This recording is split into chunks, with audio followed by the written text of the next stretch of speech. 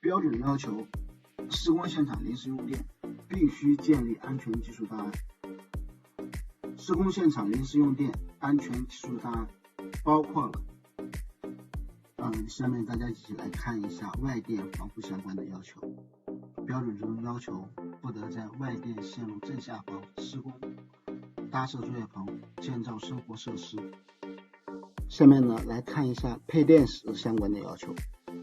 标准中要求配电室要能自然通风，没有易燃易爆的物质，震动小，潮气少。